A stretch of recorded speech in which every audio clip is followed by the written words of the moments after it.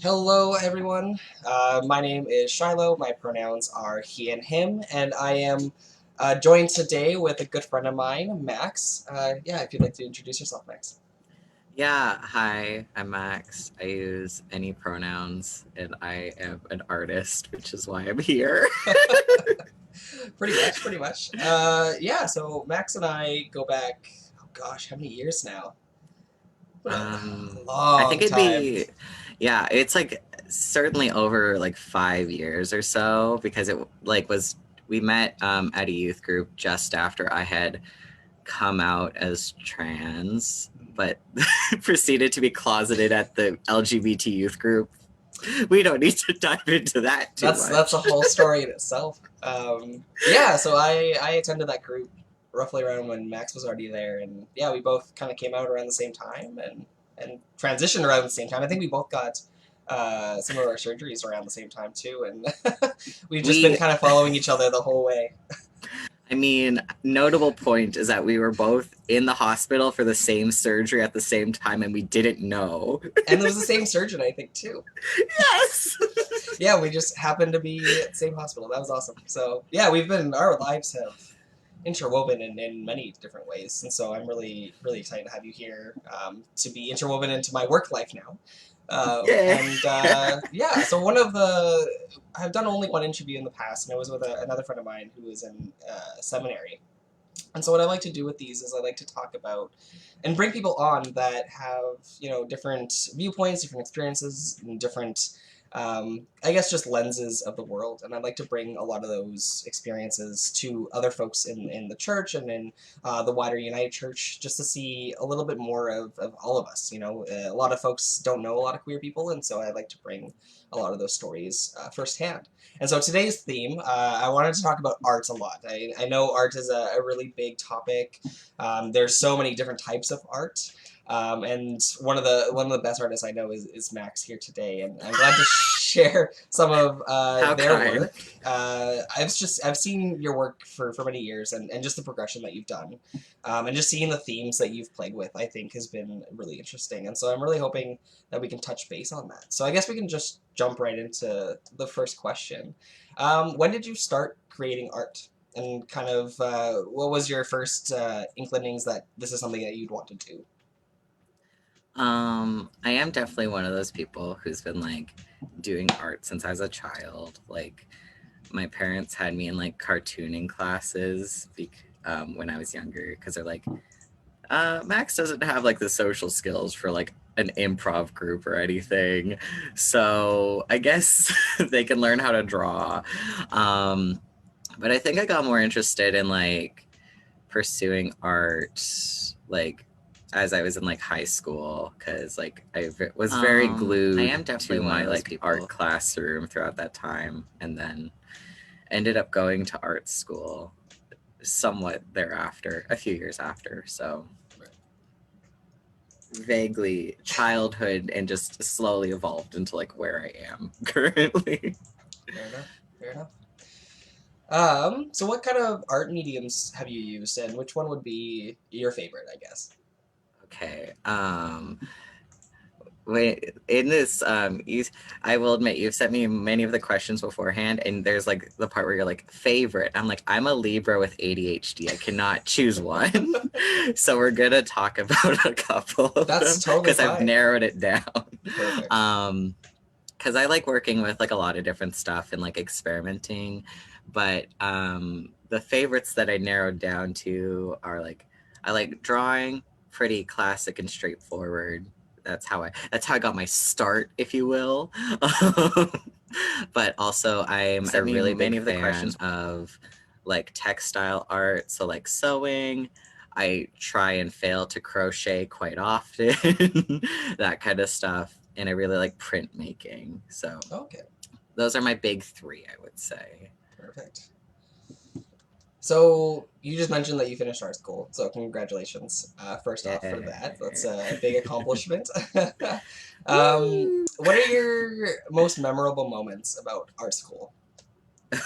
I'm sure you have a few good stories. Yeah, like I mean, technically, before I was formally accepted into the program, I put up, like, without the school's permission, I put up gender related art in all their bathrooms in one building to, like, protest their lack of gender neutral washrooms. I think I actually sent you this You image. did. Here, I'm gonna pull it up here. Um, I think that was the one but that had the weird. Yeah, I the pulled it up. weird title, as in I forgot to label it. Probably, yes. So there, But yeah, it's up on the screen, so you can kind of describe kind of what's on it, if you'd like. yeah.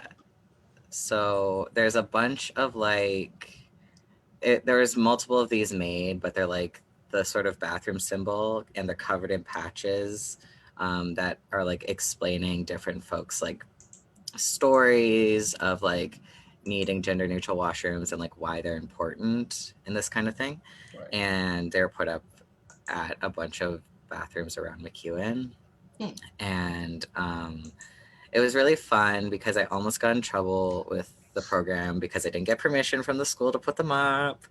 And then the facilities people also were like, did you just like glue this to the wall? And thought I ruined things. And I almost got big trouble. But no, I didn't, because I'm smart. I use command strips. The school has nothing on me, and I got away scot-free. So that's like one of the main ones I think of. But like, Weren't you interviewed for that one? Because I think I remember seeing this one in the news. yes, my newsworthy art. I got interviewed by the St. Albert Gazette because, as many people know, I live in St. Albert, and also by another newspaper that I do not remember the name of. But I'm like, wow, I'm famous. I'm a true artist now. I'm in the news. Yes. And I haven't even started art school yet at this point. That's really Incredible. impressive. Especially because, like, I feel like with the age of social media, a lot of those very upfront art pieces that we see, especially like those that are in the streets, or a lot of those like politically induced art pieces have gotten a lot of fans and newsworthy. Do you feel like that was kind of your reasoning behind it too, to kind of not share a political agenda, I should say, but more so just sharing information and awareness around gender neutral washrooms? Yeah, like, my personal opinion is that like institutions will not do anything unless you get up in their face about it.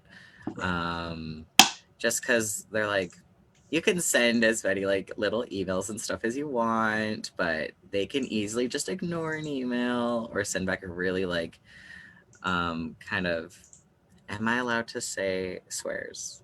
Go ahead. That's fine. I was just gonna say half-assed. Right. I couldn't think of a synonym for that, but they can send like half-assed replies and this kind of thing. But when you put up art in front of the bathroom where, hey, if you want to go pee, you're gonna have to look at this thing. It kind of like works out where if it's in their face, they can't avoid it. You know, that's like very much my belief when it comes to like at least public intervention kind of art. So interesting. And that was one thing that I would do in university, especially with being a Christian university, is you never ask for permission, you always just ask for forgiveness. Yeah. And it seems to be the best way, especially with these kind of topics, is you're right. A lot of it is half-assed responses, and yeah, you just need to get in their face. So perfect. Do you have any others that are your most memorable moments, or do you think that would be your top? I'd say that's like a good one. Since I've spent the entire like last year of art school in COVID, so I've just been working out of my little basement here. It's been a nice little journey of not having my camera on and just sitting here quietly being like, I love being on Zoom for up to 6 hours a day. Yeah, it's fun. Real treat. Awesome. Perfect.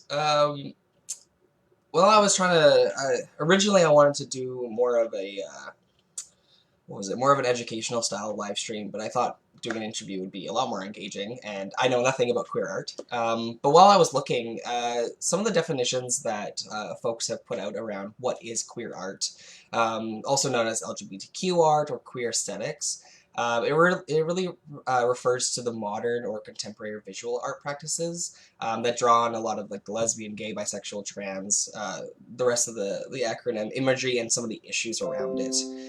Would you say that that's how you would understand or describe queer art, or do you feel like there's a little bit more to it? Um, yeah, like I would say, like at least on the surface level, when you're labeling something queer art, like it often will deal with like some level of like identity stuff from someone who's like LGBT. Um, but for me, I also like intrinsically think that like um, pretty much anyone who is like who identifies themselves as like being queer or LGBT or anything like that, like they are kind of just immediately making queer art just because it's coming from their perspective and lived experiences in very specific ways. And I'm a big believer in like the use of queer as like a very politically charged term and of a very like radical term, even though like it has been kind of co-opted by like corporate mainstream pride movements that are like this one word queer can like encompass everyone we want to like sign up for TD Bank in the month of June. um but I think like although it's been like kind of watered down in specific ways, like looking at like the roots of the word queer and like the political nature behind it, I think that like queer art can also refer to people and like Mm. practices that are like really working against like status quo and like really like kind of questioning the different like things we have constructed, like specifically around like gender and sexuality, but even further like questioning things about like race or ability, or even just like questioning like capitalism as we live under it. So like I think it could be like a lot more expansive than just being like this is a drawing of like a queer body. It's like what does it mean for like that queer body to exist, and like Mm-hmm. how are their ideas like getting out into the world, right? Mm-hmm. Mm-hmm. Awesome. I really love that you brought up the idea of intersectionality within queer art.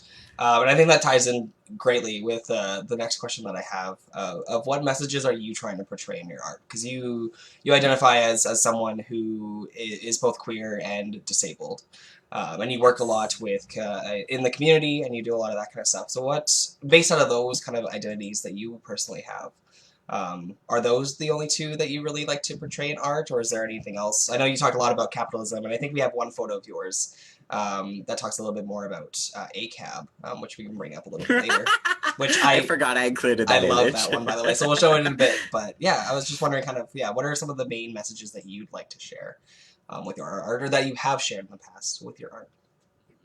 um, I would say that like a lot of my art pulls from my like lived experience. We were briefly talking about this before we went live, but I am a big believer of like if you're making art about something that is like particularly related to identity, you should have a link to it directly, not like through your boyfriend or like another person. Like you can only speak to your lived experiences. So like I as like a white person, I can't make art around like POC issues because that would be like deeply inappropriate of me to do. Mm-hmm. Um but I can also still make politically charged work such as like the one you mentioned where it's like yeah, I think that like I'm someone who's like for like prison abolition and looking at different forms of like justice, and like although like police violence like obviously affects like people of color much more than it affects me Yeah. as like a white person. um it is also like an intersectional issue in the sense of like um so many folks who are incarcerated and who are like victims of police violence are also like disabled or like mentally ill, and like all these issues like intertwine together. Mm-hmm. So it's very much like I'm all of this like rambling to say that like I do like looking into like politics, even like as they surround my own lived experience and things that like I have touchstones to without like overstepping where like my position is as like a white like disabled person, right? Yeah. If any of that makes sense. Totally. I recognize that I rambled a lot in that bit. Yeah, I'll transition to the piece in question, with the pig in different pieces. Do you want to explain a little bit about kind of why you chose that? Okay, I will fully confess this was a project for school. Because part of it was like reworking an object into the picture. So like that sort of blue and pink chain thing Hmm. is like the object I'd chosen. Right. For those familiar with STEM toys, it's a tangle, which I often use just to like keep my mind occupied. Um, but my general thing, again, I'm for like prison abolition and like the abolition of the police so that we can like reimagine what justice and community safety looks like. Hmm. And so that piece like really sort of centralizes on that. And um, I also think that like pigs are the funniest imagery for talking about police. Like personally, Totally. I just think it's a like although the animal of a pig doesn't deserve it, they're very smart animals Hmm. and I love them. Also very funny to draw in this context. Fair. Um, Perfect. Yeah. Is there anything in particular that you kind of focused on when you were portraying your art? I know back when we would hang out all the time in that youth group, there was one piece that you had that really spoke to me as a trans person. I think it was one about gender dysphoria. Um, do you find that that kind of sleeps into your art now, or was that more of like, well, like during transition, that was more of your focus? I would still say that like a lot of my art works with like gender and like expectations around gender. I know I sent you a couple that are like that as well. If only I remembered the file name so you could open them. There's a spider. Yes, the Uh, spider is one of them. Here, we'll show that one right now. Yeah. There's spider. Do you want to explain that one a little bit? Yeah. So this is a piece that I don't think the file name is correct, but it's the piece is actually called Phobia, Hmm. and it's a piece I made about trans people's involvement in sport. Um, Interesting. Primarily because like it feels like a really irrational fear for a lot of people. Like a lot of the people who get really upset about trans involvement in competitive sport do not have an understanding of how trans people like sit within the realm of competitive sport at all, Yeah. or even just in like non-competitive sport.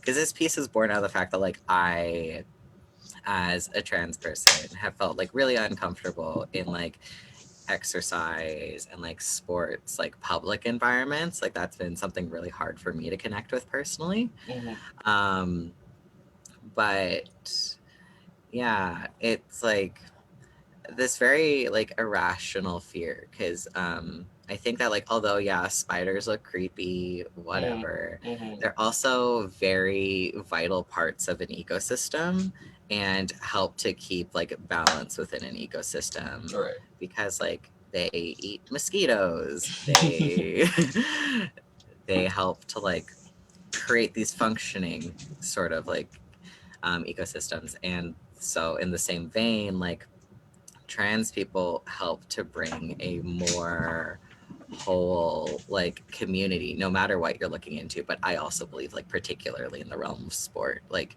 Right. allowing trans people to participate and compete like really creates like a better experience for everyone involved Right. and like just helps to open up a community and make it more like just better. Mm. It's true, and that's folks who are from the United Church, I think that's one thing that we've kind of been struggling with and talking about for the last year is how do queer folks in the church make the church whole? And what are we missing when those folks aren't in our midst? And not even just queer folks, but even folks who are disabled, people of color, Indigenous folks, like all of those other groups that have been othered.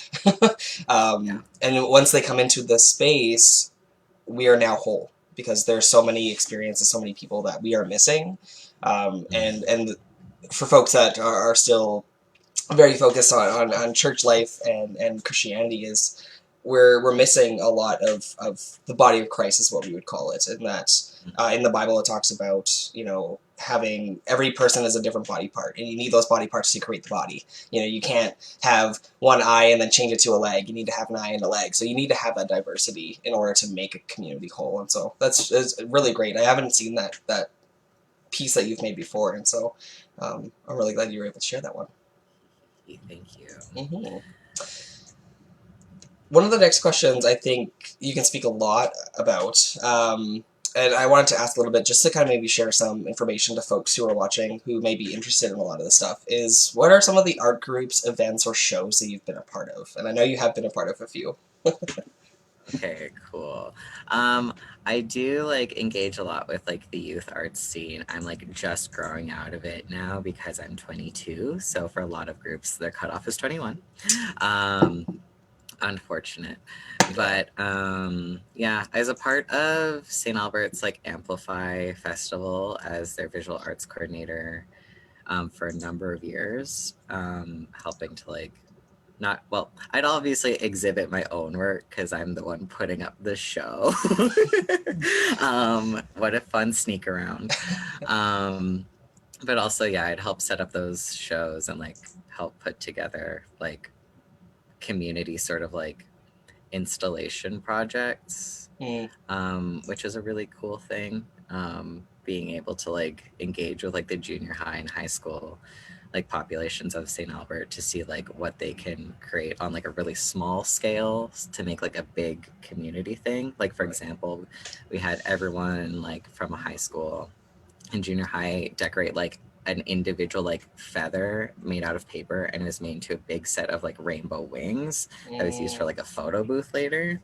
So yeah. And in a similar vein, I've also exhibited Next Fest before as a visual artist, although that's primarily Next Fest also looks a lot at theater and performing arts, which is less my forte. But Same. I do definitely enjoy being able to engage with that space even as just a viewer and that kind of thing. I had a piece that traveled around the province for a few years with there's a program called Trex. It stands for something, but it's escaping me in this exact moment. It's okay. But basically, it'll take exhibitions to different cities around the province and be exhibited in schools and community centers and that kind of thing.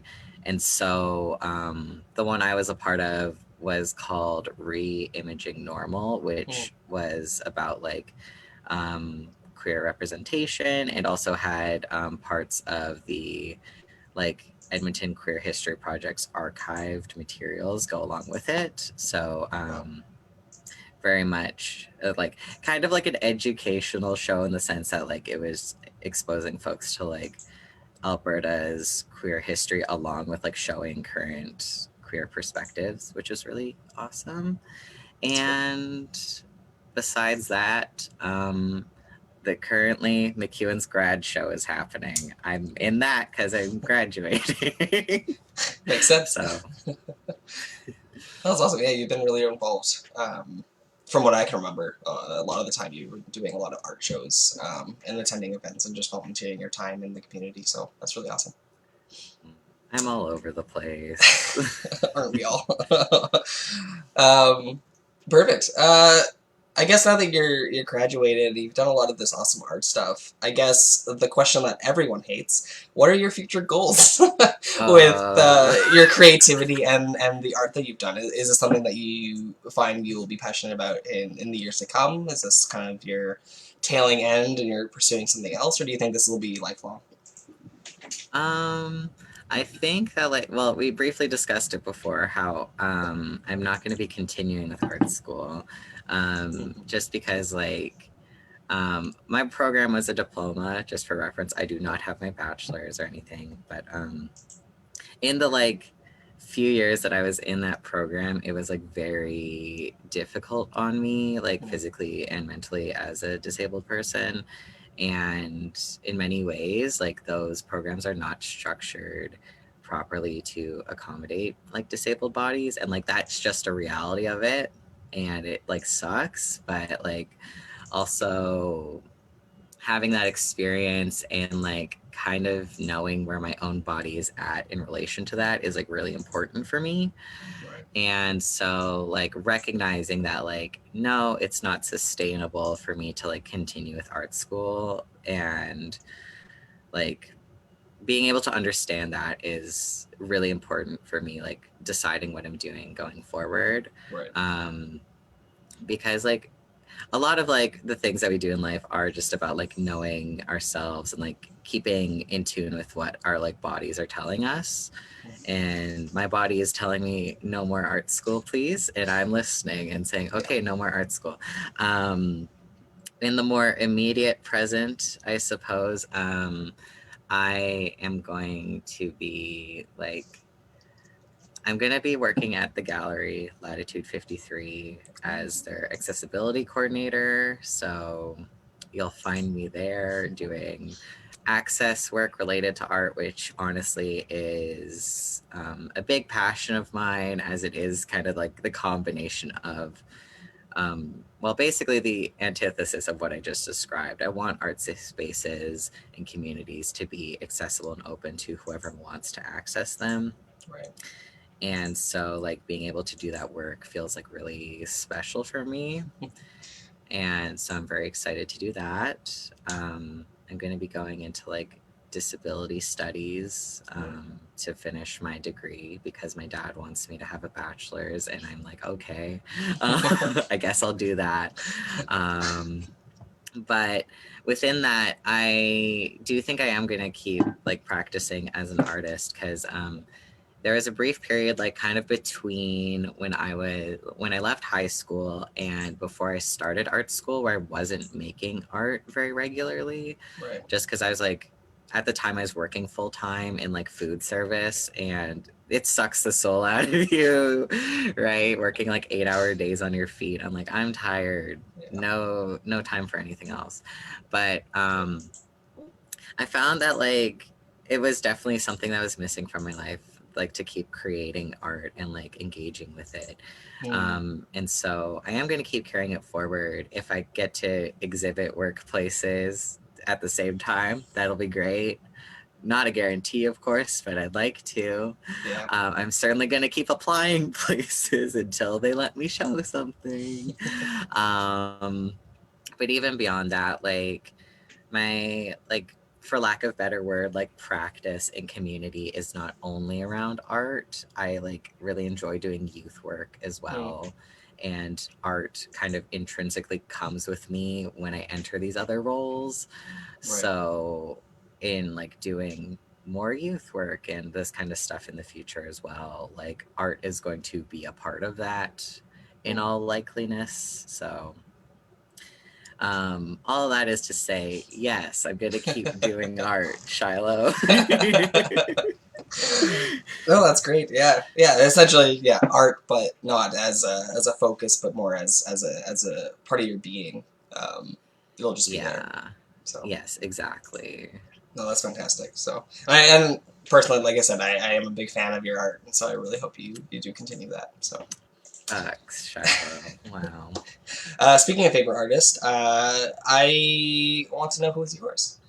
Okay. This is the thing where you're asking me for one answer.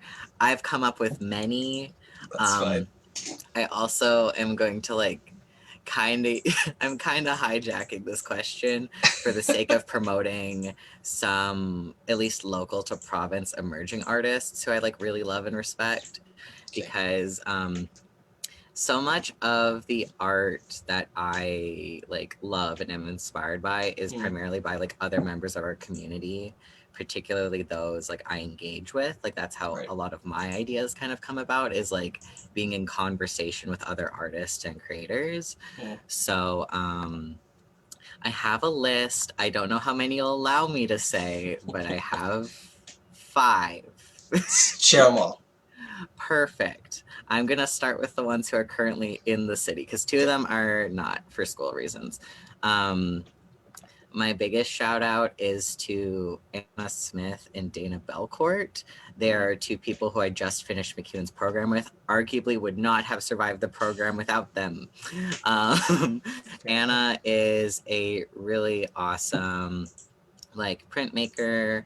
They make like zines. They also work a lot in textiles. They're going to be doing a lot of like fiber-based art over the summer because they have a grant to do so, which is really exciting. That's really cool. So Anna Smith is a really cool person to look out for. Dana Belcourt is another artist who makes like a lot of zines. Like literally, Dana has made more zines than I've even like thought about reading in my life. Like she's wild and she's incredibly talented. Also, she helped paint a lot of the murals that are up at the LRT stations. So if you've seen any of those painted murals, you have like Dana's work before. Really? Wow. Fun fact. Fun fact.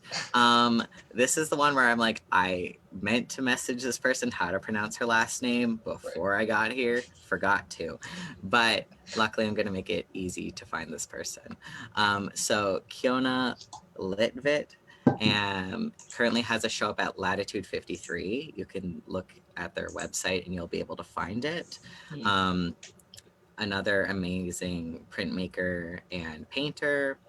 And also the exhibition text for that is written by Paxi Parado, who is a really awesome like two-spirit like musician and like really talented bead worker. Like I'm commissioning them to make a bolo tie for me and I'm incredibly excited about it.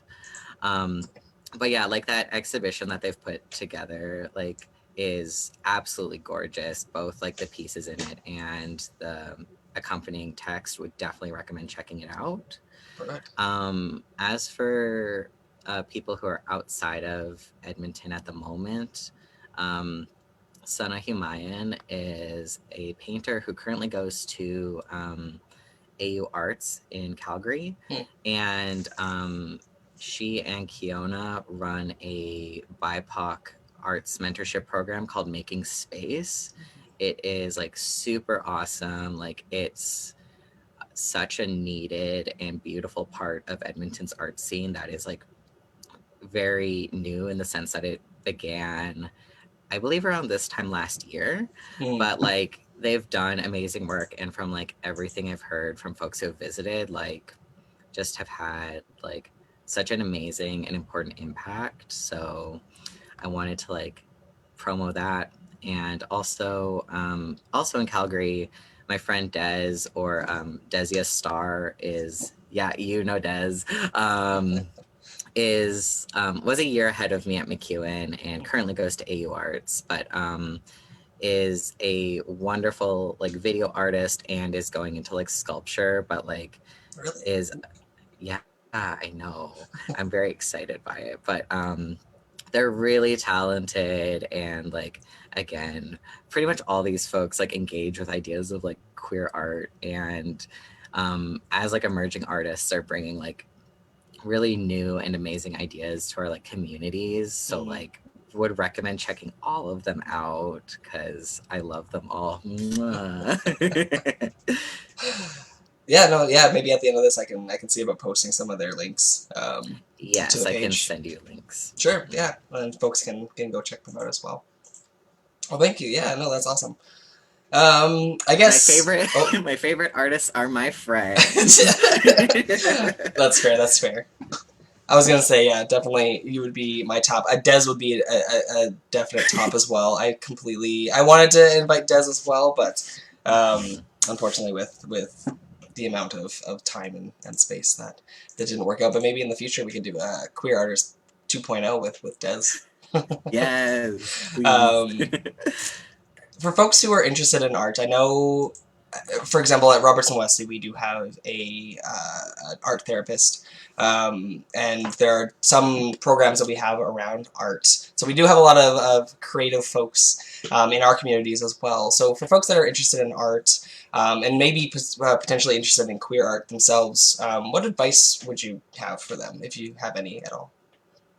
Yeah, this is like one of the things where I wrote down like a lot of little different notes on that like kind Mm, of branch in different ways. But for folks who have like never done art before, I just want to encourage you to like just create something. It doesn't have to be good.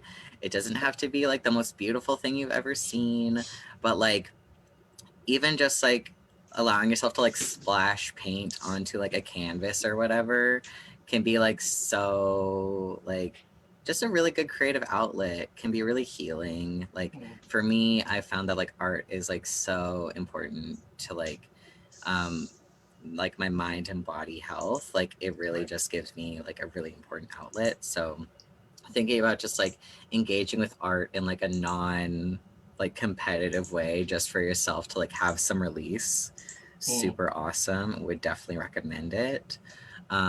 And in like a similar vein to that, like I think a lot of folks when they're like first starting out with art stuff kind of worry that like they need to get very specific materials or like do very specific things. Like as someone who is like a professional artist, I want you to know that I buy so many of my materials from the dollar store. So many of the things I've used are from like literally Dollarama because we're working with a budget here.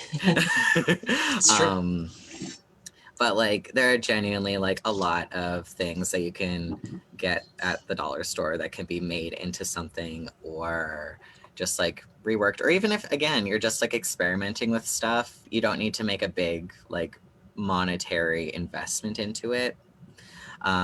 Just enough for you to like try out and like have fun.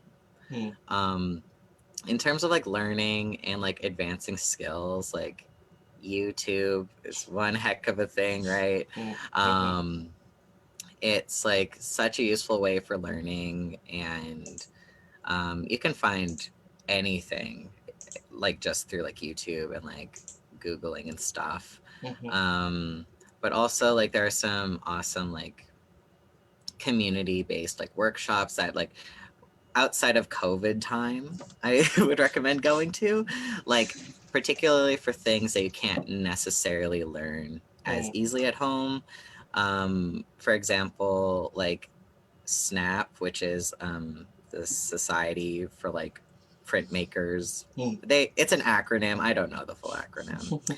Um, but for like folks who want to like engage with like printmaking or think it's like interesting, their workshops are like really like interesting, and like that's how I learned my entire printmaking practice. They do not do printmaking at McEwen. I've learned it all through like community workshops and like meeting other artists who are printmakers. mm, And a really neat thing about SNAP is that they have like a scholarship program to help cover like tuition costs for folks who are just like interested and have cost as a barrier. So definitely a cool thing to check out for printmaking specifically.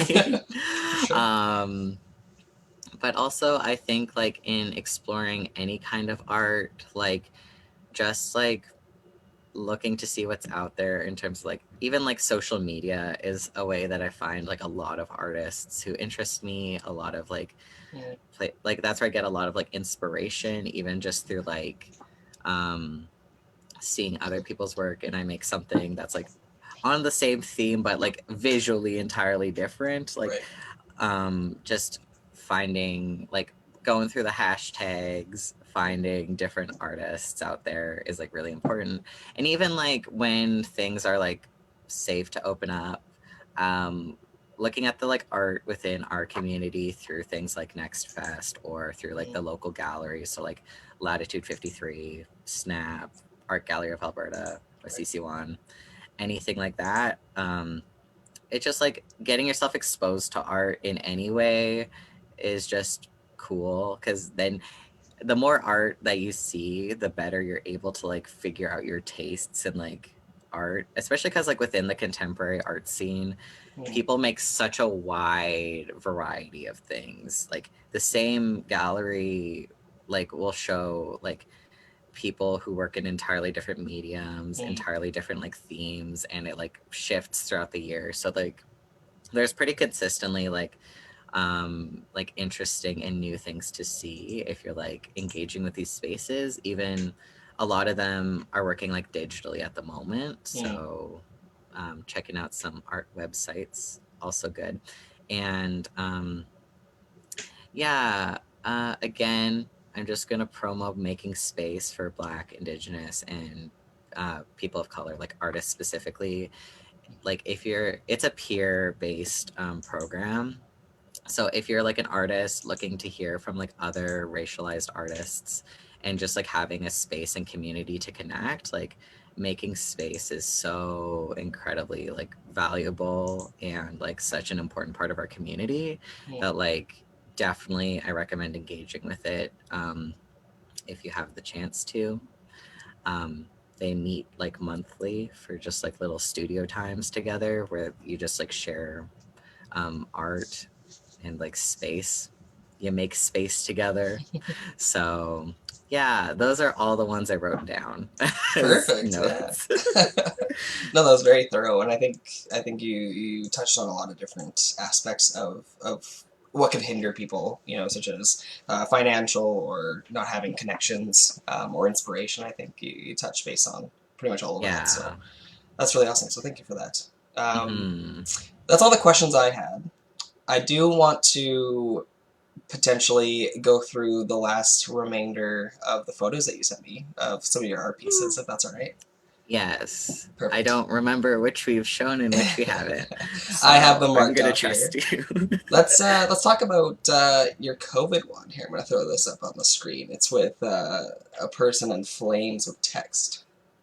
Oh, I thought I should include one that's a drawing piece to prove I can draw. That's a drawing of me when my hair is down and I'm at my hairiest, I guess, which has really been a development during COVID. I had short hair when we got into this. Now it's Full ponytail. Yeah. Yeah, it's down to like passing my shoulders. It's wild. That is wild. But yeah, that piece was like made, I think, like summer last year, before I was like, oh yeah, we're gonna be in COVID for like a full year. But I think like what it is just that like I was just really stressed and unhappy. Like particularly around this time, I didn't have like conclusive results as to like if my immune system was like safe to go out during COVID. Right. Because like I like as although I am like a disabled person, I have to use that term like really vaguely because I don't have a diagnosis even after like over 2 years of like trying for one. Mm-hmm. So when it's that kind of situation, you're like health feels like kind of very precarious all the time, and then just seeing folks being like so careless about COVID Yeah. and like so careless about safety and like arguably like really selfish. Mm-hmm. I don't know, I said arguably, just they are really selfish.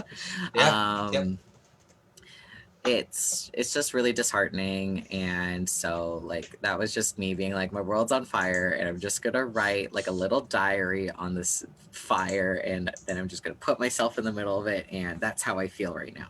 Someone was very much just like an emotional release kind of piece. Fair enough. Fair enough. No, it's really well done, and I really like the outline and the theme of it. And I like how it's like even cut out in the shape of the flames. I think that really like outlines it all.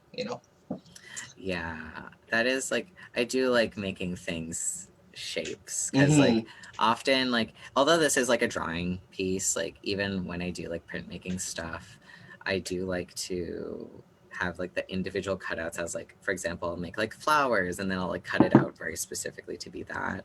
I just prefer to do it that way, although like I know people who definitely make it work based on like the typically rectangular based like plate format. Yeah. I love it, but I just like to cut out shapes because I think shapes are fun. Exactly. Well, speaking of shapes, the second last piece we have here is your martyr piece. Ooh. I'm gonna throw that up on the screen for folks to see right now, and that one is colorful and shapeful. Do you want to explain a little bit into this one? Yeah, so that one is another piece about transphobia. LOL. Because I remember reading this essay at some point during my first year. I wish I still had access to it. I don't know where it disappeared to, but it was describing Medusa as more of an androgynous figure, unlike like that Percy Jackson movie where it's like, it's just Uma Thurman with snake hair.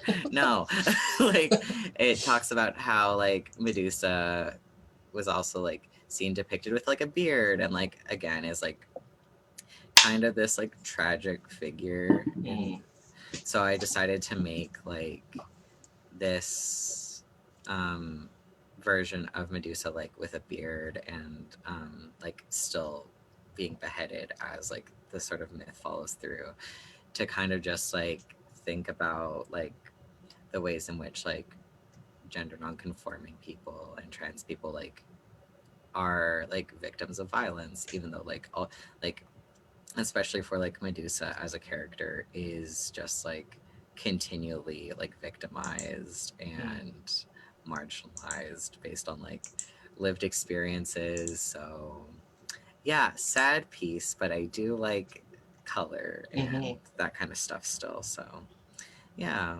Well, that one is really beautiful. So thank you for sharing that one. And last but not least, your hot as hell one. Again, I felt in retrospect, I'm like, was this the best installation to pick out for a faith-based organization? My bad. Completely. Oops. But yeah, for I think about a year, I was working with local drag queen Gemini, for those of you who may know. And former local queen Indigo now lives in Calgary. They were doing a series of shows, and like throughout that year, I got to do a number of installations for them that were meant to be like photo booths. So I did this one, which was for their satanic summer camp themed one, but I also did ones for emo night, where I just recreated like what my bedroom looked like when I was 13. LOL. I did, there was a goth prom one, which was just kind of like a balloon arch because it's prom. Yeah. We did an alien invasion one. Like, remember when everyone was trying to raid Area 51, then they just kind of went and stood outside it and like Maroon run. Yeah, exactly. Yeah. So we did that, and we also did one that was just like ice and like winter themed. So I included that because like I really like making installations. Number one, I just think it's really fun. Yeah. Being able to transform a space, even though like, as I was saying earlier, you can make anything on a budget. All these things are from Dollarama. It's made out of like poster board and markers for the most part.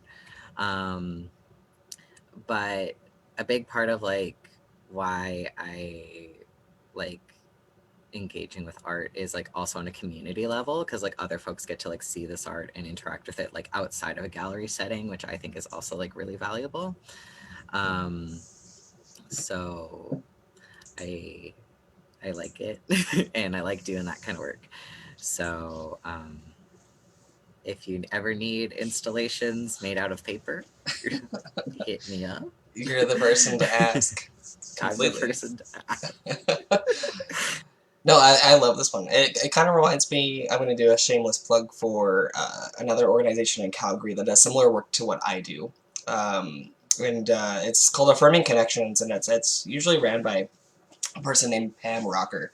Amazing woman, amazing advocate. And she just recently put out a short video, I think in March, that is called What the Hell? And it's essentially just a bunch of queer folks, theologians, and lay folks who talk about their experiences around growing up with the theology of hell. What does that mean to them, and then how their theology has changed over time. And essentially, to sum it up, there for a lot of queer folks and a lot of United Church folks, there is no hell. A lot of it is fabricated. A lot of it is church um, fear. A lot of it is just a way to hold on to a lot of folks. And so it's really, really Yeah. interesting. So if you're ever interested in hell and you want to learn a little bit more, definitely check out Affirming Connections and their short video called "What the Hell." Yeah. Shameless plug there. It's a really good I one. love that. It also like reminds me of how like particularly like seeing other folks like because I didn't touch on this yet, but like I was raised like vaguely Christian. Like I went to Catholic school for like 6 years. A lot of my family is like various like sects of Christianity. And like the concept of like hell and like sin for being like gay to me was like really complicated, but like being able to see other folks with that experience like now like reusing that imagery and reusing that like entire narrative to like express themselves. The most recent one would be like Lil Nas X and Montero, like Totally. beautiful art, like, and it's just also like such a fun reuse of like this idea of like that he's supposedly like going to hell because he's gay, and then he's like, well, I'm gonna go there and I'm gonna defeat Satan.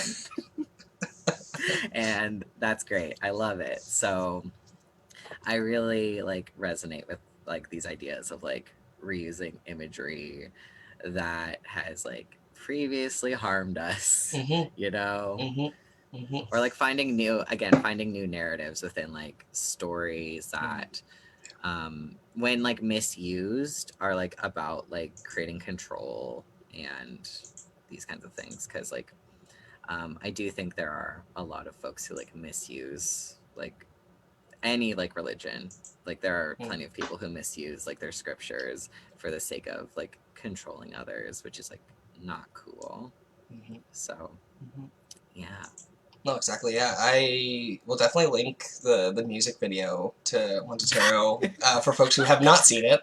The first time I watched it, it was fantastic, especially being someone who's gone to school in theology. I saw a lot of the nuances within the video, and it was well done. Like just from a theology standpoint, like he hit every nail on the head, and so it's just fantastic. And the music is great, and the imagery is great, and he looks beautiful in all of it. Like those heels, oh my god! So yeah, it's just a really great video for folks who want to watch that. Wow, I guess we're almost close to 1 o'clock here. So I just want to say thank you, Max, for joining me today and for continuing this conversation a little bit longer than we originally planned. But I really appreciate you. I appreciate all of the work that you've done. I know a lot of people appreciate all of the work that you've done in the community, and there's a few folks on the Facebook Live. Nicole says hello. There's other Nicole! folks. Brittany RW joined in. There's a few others that haven't commented but are watching. And one of the main questions that I have here that I have and someone else asked, for those who may want to follow Max and see some of their art, where can they find it? Okay. In general, I am not good at posting on social media, but I only use Instagram, and it's frogs for brains. The four being the number four. Um, and if you're interested in seeing me and my classmates' art right now, the grad show for McEwen's fine art program is currently running until May 14th, I believe. It's available online through the Mitchell Art Gallery. It has like a 3D sort of like walkthrough thing, as since you cannot go to the gallery in person right now. And if you are in the downtown area near McEwen at like night slash after the sun has set, they're actually projecting a bunch of the video work onto the back of Allard Hall. So like it'd be 104th Street, Allard Hall, parking lot for Allard Hall. Not 104th Street, 104th Ave, my mistake. But either way, it's behind the building, and you can only really see it at night just because during the day it's hard to see the videos being projected. But if you want to see anyone's video work, it's including some of my own. It is being played so you can see it outdoors in a relatively COVID-safe fashion. Perfect. Well, thank you so much for plugging your information in, and I'll also get those other folks' info, and I'll put it on the Affirming Ministries Facebook page for folks to see a little bit later. But yeah, I just wanted to say thank you again for taking the time out of your Monday afternoon to speak to not only me, but to folks who are watching online. I know there's going to be plenty of folks who will watch at a later time, because mostly folks are working nowadays. So they can't join in live, but they always will tune in later on. And so if there's any questions, feel free to send them to me, and I can always ask Max at a later date. Yeah, I'm sure we'll see a little bit of your art maybe in the future. And hopefully we'll connect again soon, either through work or just as personal friends. So thank you again. Thank you everyone for tuning in to watch. For those who are interested, on Thursdays I do an Affirming Coffee Hour from 11 to 12. It's through Zoom, so just message me for the Zoom link, and it's just a drop-in, so come in or leave at any time. It's just a place to kind of chat and to get to know each other and ask questions, and just a safe place to kind of relieve yourself from the daily nuances of cis-het life. So please join me for that if you'd like, and if not, you can tune in next month for the next session of Affirming Reflections. So thank you everyone, thank you Max, and have a good rest of your week. See you. Thank you.